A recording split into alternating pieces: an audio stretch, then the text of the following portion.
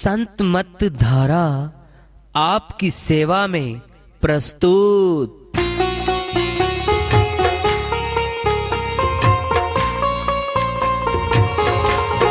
जो चाहता है प्रभु प्यारा वो आओ संत मत धारा। भक्ति भेद बता कर सारा वो कर दे भव के पारा। जो चाहता है प्रभु प्यारा वो आओ संत मत धारा। भक्ति भेद बता कर सारा वो कर दे भव के पारा। जो चाहता है प्रभु प्यारा।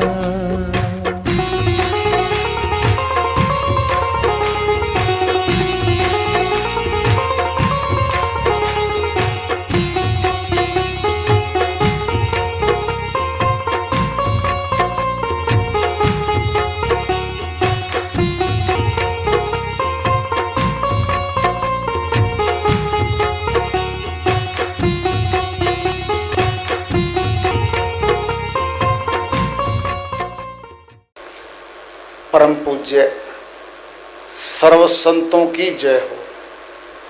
सतनाम साहेब।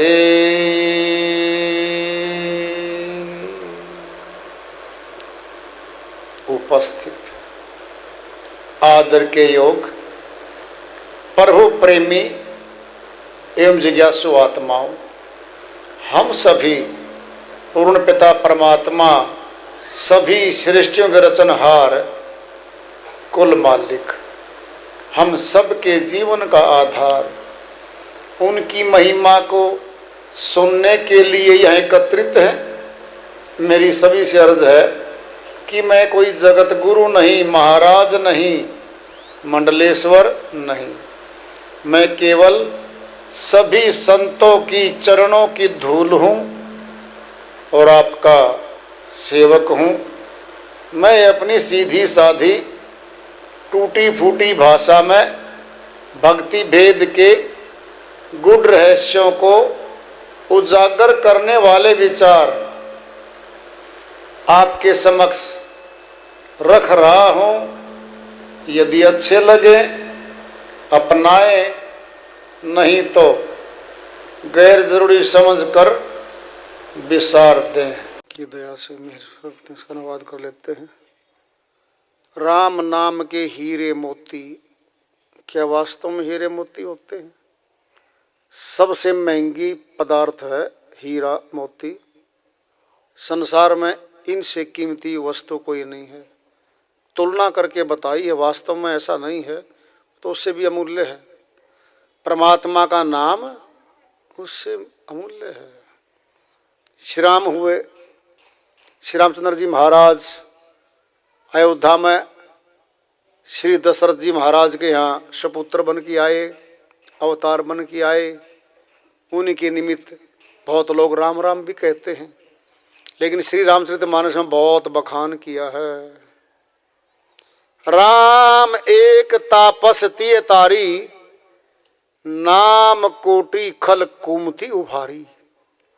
श्री राम ने केवल अपने जीवन में एक अहिल्याबाई गौतम ऋषि की धर्म पत्नी जो त्यागी हुई थी, जिसका परित्याग कर रखा था, जड़वत थी जो,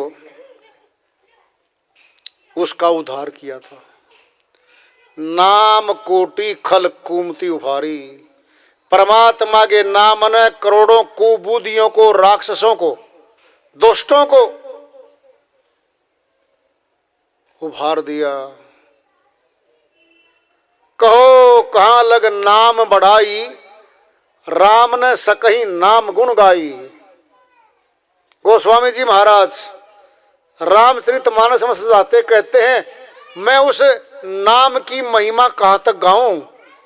स्वयं श्री राम भी अपने मुख से उसकी महिमा निगास के। सुनना है, सुनो ध्यान से। अगर राम राम कहने से परमात्मा की भक्ति होती तो राजा दशरथ क्या भक्ति नहीं करता था? वहां तो पुत्र भी नहीं पैदा हुआ था तब तक। अगर श्री रामचंद्र जी का नाम ही राम मान लें इसको ही, तो क्या दशरथ जी महाराज भक्ति नहीं करते थे क्या परमात्मा की? रघु जो दादा था, क्या वो अधार्मिक था? धार्मिक था धार्मिक था। फिर वो कौन से नाम से भक्ति करता होगा? श्री राम तो बहुत बाद में आए हैं, त्रेता में आए हैं। सतयुग में कौन सा नाम था? सतयुग में भी तो भक्ति होती होगी।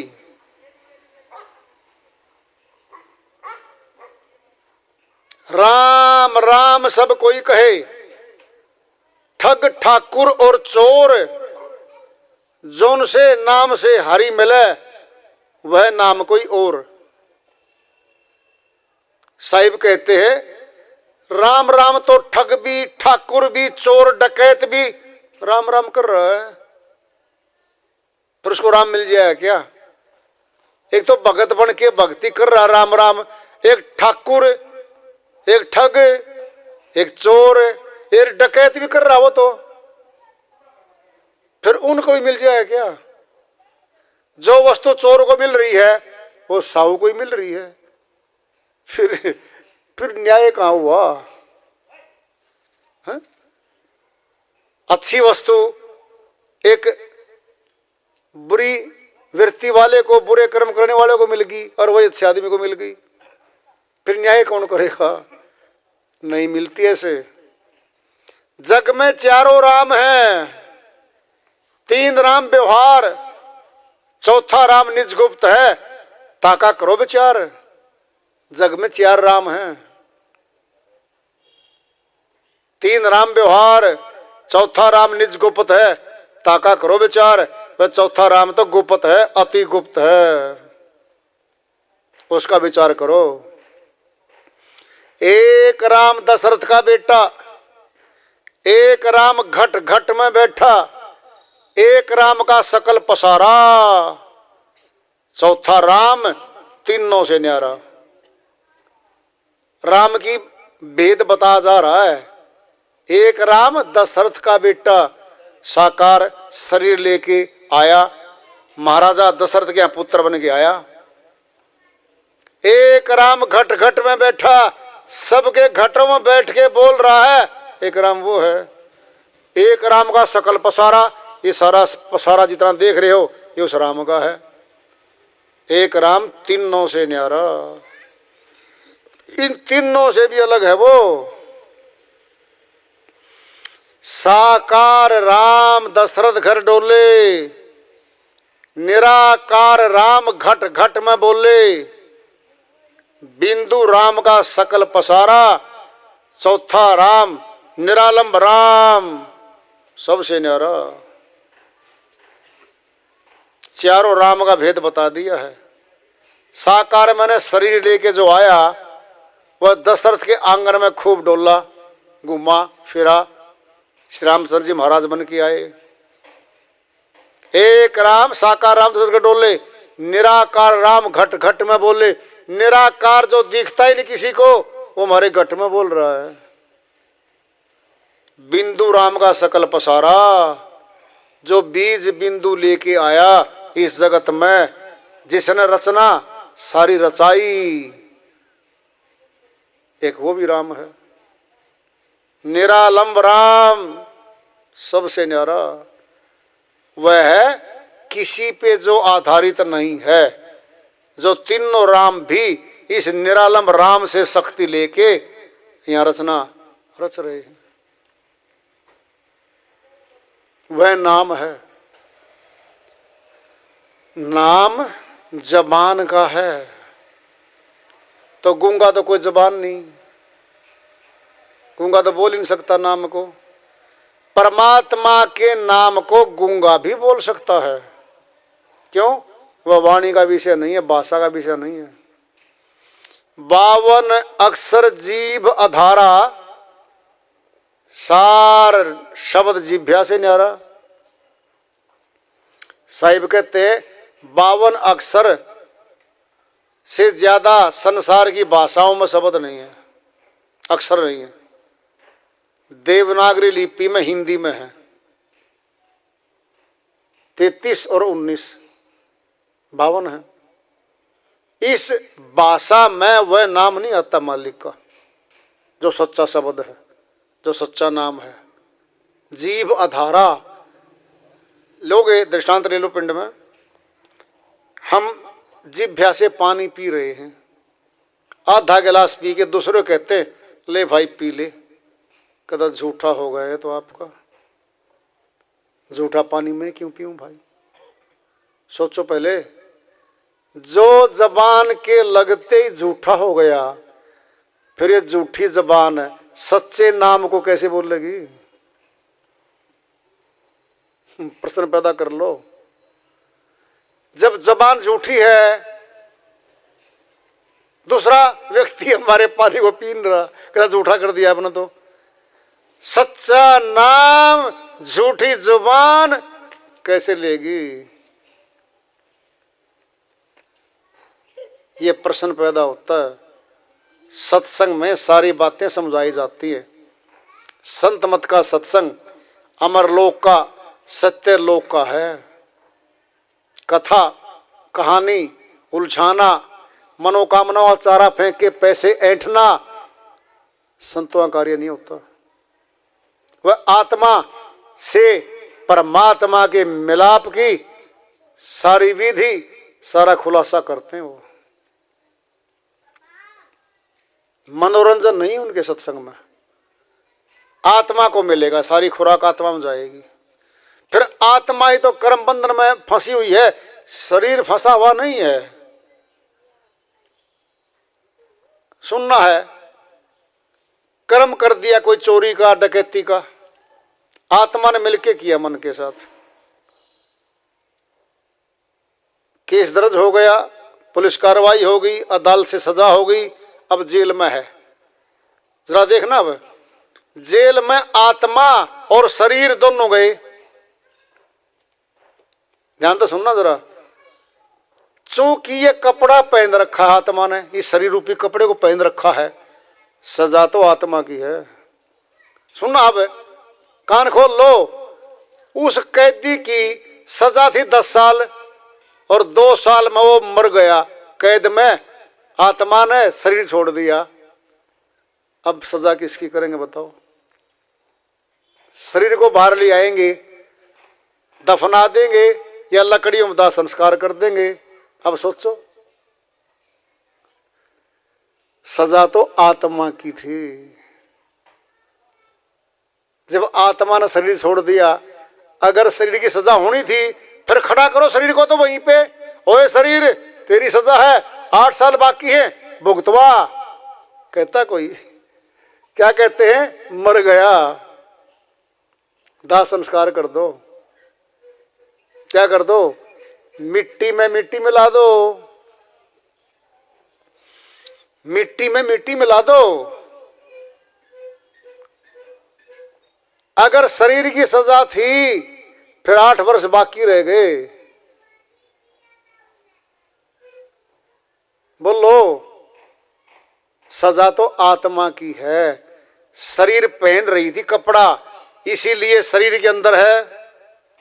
सुनना है, दुख और सुख आत्मा को होता है, इस शरीर को नहीं होता। सुनना है, ध्यान से सुन लो। कोई किसी को पीट रहा है, बदला ले रहा है किसी भी दुश्मनी का, और 5 जने पीटने लग गए एक आदमी को। वह कहता है भाई छोड़ दो, मुझे मत मारो, छोड़ दो, मुझे मत मारो। वो पीटते पीटते वो बेहोश हो गया और मर गया। जो मर गया अब बोलता नहीं है, फिर भी वो लोग उसको पीट रहे हैं, अब नहीं बोलता वो। आत्मा ने शरीर को छोड़ दिया। ध्यान से सुनो, दर्द तो आत्मा को था जो कह रही थी मुझे ना मारो, मुझे ना पीटो। सुनना, कई बार अखबार भरे आते हैं, दुश्मनी इतनी थी 70 टुकड़े कर दिए, मुर्दे शरीर के 70 टुकड़े काट काट के कर दिए। टुकड़े तो नहीं बोलते। फिर तो नहीं बोलता मुझे ना मारो, बोलो मुझे ना मारो कौन बोलता था? ये आत्मा बोलती थी। फिर जलाएंगे शरीर को। जब आत्मा ने शरीर त्याग दिया, शरीर को जलाने गए हम, वो तो नहीं कहता मुझे ना जलाओ। दुख होगा, दर्द होगा, आत्मा को दर्द होता है और आत्मा को ही सुख और खुशी होती है। ये शरीर में तो प्रकट कर रही है वो अपने आप को, बोल के मैं सुखी हूं, मैं दुखी हूं। वास्तव में कर्म का दंड आत्मा को मिल रहा है। मनुष्य तन छोड़ने के बाद आत्मा तो अविनाशी है, इसका तो नाश नहीं होता। कर्मानुसार नए तन धारण करके फिर चली आएगी।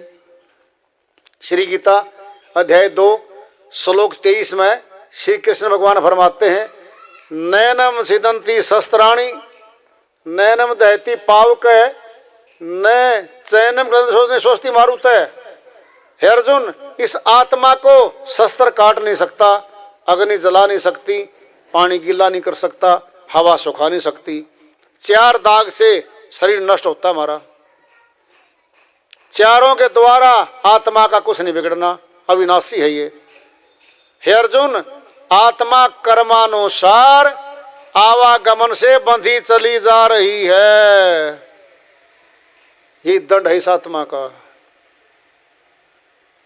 सुनना है, ध्यान से सुनोगे, सुन लो फिर।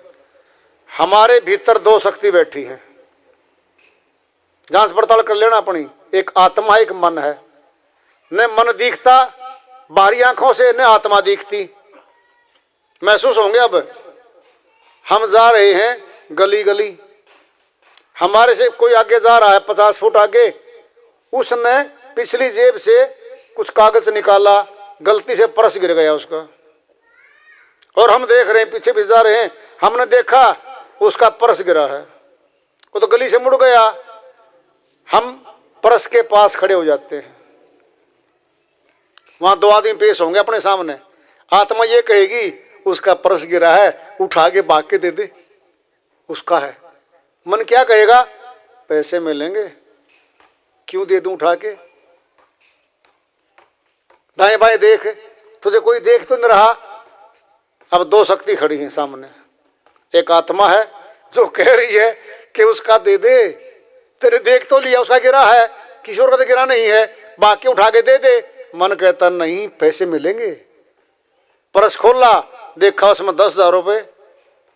मन कहता है कोई नहीं देख रहा, पतली गली से दूसरी से मुड़ गया, डाल के पर्स दूसरी गली से मुड़ गया। वो किसकी चली? बोलो, मन की चली। मन कपटी है, मन चोर है, मन सातिर है, मन बेईमान है। फिर शक्ति किसने दी मन को? आत्मा ने दी। कैसे दी?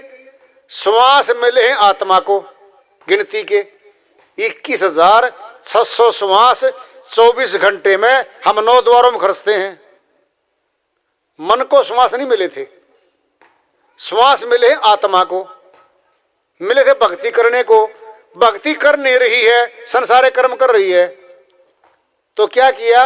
उन श्वासों को दे दिया मन को। सुनना पहले कैसे, सुन लो। एक चोर है, दृष्टांत लो पिंड में, पक्का चोर है।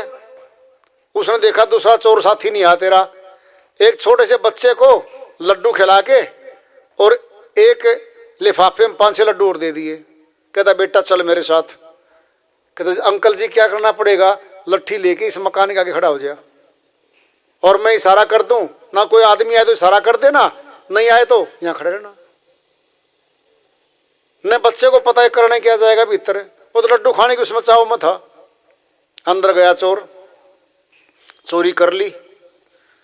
अब अंदर चोरी कर ली तो क्या हुआ? गली में से आदमी आ रहे थे, अब पकड़े गए दोनों। चोर पकड़ा गया, बच्चा ही पकड़ा गया। बच्चा कहता जी मैंने चोरी नहीं की। कहता ऐसे बोलते शुरू में तो तेने चोर का सहयोग दिया है, सहयोग किया है। यानी पुलिस आई पकड़ लेगी। ध्यान से सुनना जरा, ने तो चोरी करी बच्चे ने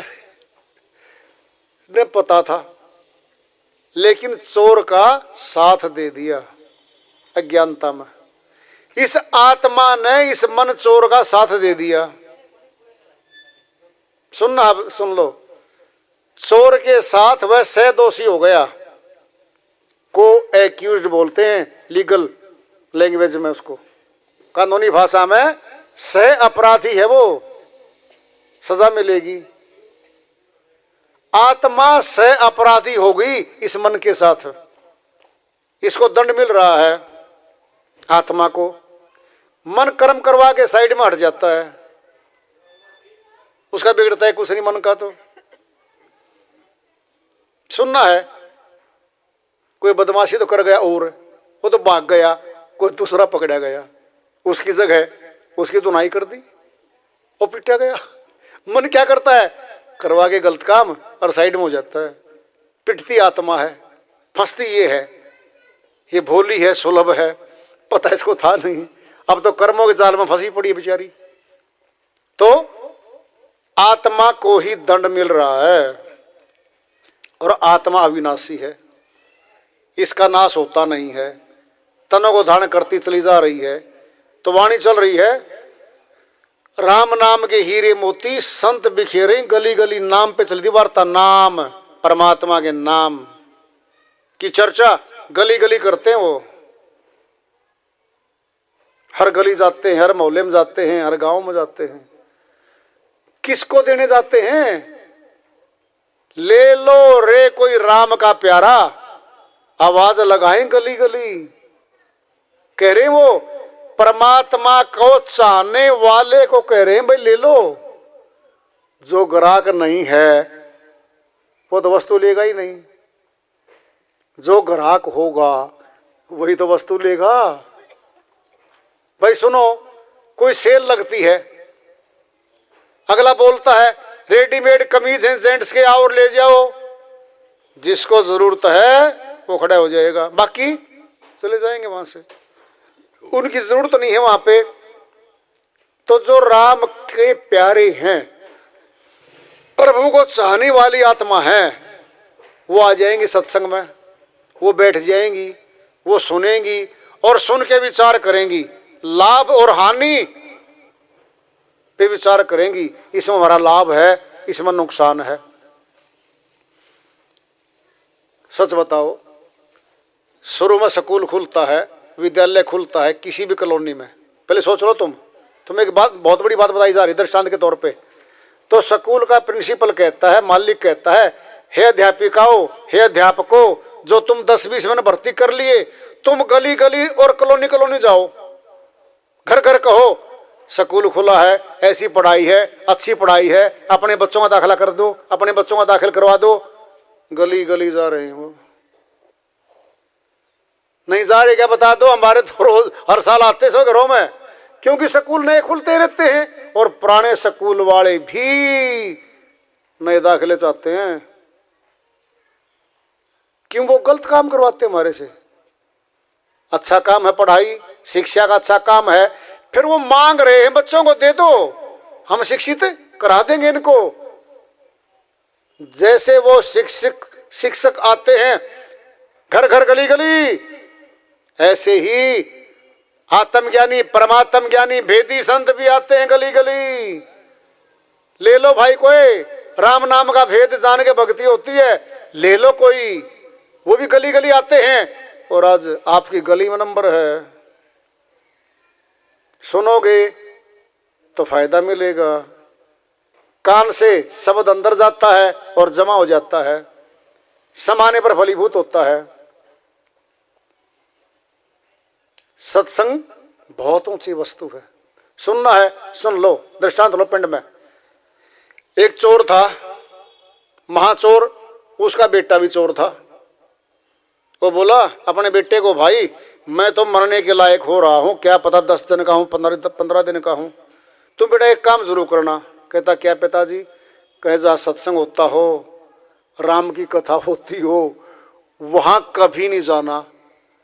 अगर कहीं सत्संग होता दिखाई दे तो कान में उंगली डाल के निकल जाना। कहता ठीक है पिताजी। कुछ दिन के बाद उसका पिताजी गुजर गया।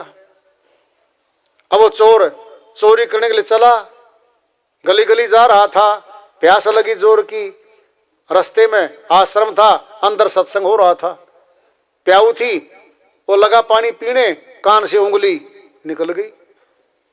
और क्या सुना, अंदर वाला जो प्रचारक था वो बोला कि देवी और देवताओं की परछाई नहीं पड़ती, परछाई नहीं पड़ती देवी देवताओं की, आदमी की परछाई पड़ती है। ये इतना शब्द कान में डल गया उसके चोर के। अब चल पड़ा चोर, तो जाते जाते दूर निकल गया, दूसरे राज्य में चला गया और उस राजा के उसमें चला गया महल में। और वहां राजा कहीं बाहर गया हुआ था, सुरक्षा अधिकारी सोए हुए थे। उस श्रीमान जी का हाथ लग गया, रानी हार जेवर बहुत सामान मिल गया उसको। तो करके चोरी निकल के महल से और चलता चलता गांव शहर से थोड़ी आगे निकल गया। देखा दिन निकलने वाला है, भूख लगी हुई है। एक पेड़ के नीचे सारा माल गठरी में दबा दिया, बांध रखी थी गठरी, और वापिस उसी शहर में आ गया भोजन करने के लिए। सुबह हुई, रानी ने देखा रानी हार गया, जेवर सारे गए, लाखों रुपए का माल गया। महल में सिपाही बुलाए, राजा आ गया, मुनादी हो गई, चोर को पकड़ो भाई। चोर तो बाहर का पाएगा। गली गली उसमें शहर शहर लोग सिपाही भेज दिए, कहता जो बाहर का आए पाए उसको पकड़ो। वो बाहर का था, उसको पकड़ के पुलिस ले आई, राजा के पास पेश कर दिया। कहता भाई चोरी का माल दे दे। कहता राजा मैंने चोरी नहीं की। उसकी पिटाई करते हैं, रानी राजा के सामने पिटाई होती है उसकी। वह बोला जी मैं अपराधी नहीं हूं, मैं निर्दोष हूं, मेरी पिटाई मत करो, छोटे छोटे बच्चे हैं मर जाएंगे मेरे। रानी को दया आ गई, हो सकता कहीं ये अपराधी ना हो और इसके मरने का ये मारा जाएगा, इसका दोष इसका पाप तेरे सिर ना लगे। रानी बोली राजा को छोड़ दो, इसको कैद में डाल दो, अपने तरीके से इंटरोगेशन करेंगे, इसकी हम पूछताछ करेंगे इससे। वो डाल दिया हवालात में, एक कमरे में डाल दिया। वो रानी ने विचार किया कि सारे चोर भवानी माता की भक्ति करते हैं और दुर्गा माता की भक्ति करते हैं, तो दुर्गा के कपड़े पहन के और समर के चली जा, ये सारी बात बता देगा और मरने से बच जाएगा और सच्ची बात बता देगा, रिकवरी हो जाएगी, माल बरामद हो जाएगा। ठीक रात के 12 बजे रानी दुर्गा माता श्रृंगार करके बिल्कुल पूरा तैयारी करके चल पड़ती है। अब चोर जग गया, देखना सामने पिटाई हो रखी थी, जग रहा था, नींद नहीं आ रही थी। देखा कौन आ रहा है, देवी आ रही है। अब बात याद आती है उसको सत्संग की, चोर को। ओहो, उसने ये कहा था प्रचारक ने कि देवी देवताओं की परछाई नहीं पड़ती, और उसकी परछाई पड़ रही थी। धीरे धीरे रानी उसके पास आ जाती है। कहता बेटा देख मैं कौन हूं। कहता दुर्गा माता हो आप तो। कहता फिर बता दे बेटा कहाँ रखा तूने माल, मैं किसी को नहीं पता लगने दूंगी और तुझे यहाँ से छुड़वा दूंगी, बेटा बता दे कहाँ रखा है। कहता माता रानी आप तो सर्वज्ञाता हो, आप तो जानी जान हो, आप बता दो ना कहाँ रखा है।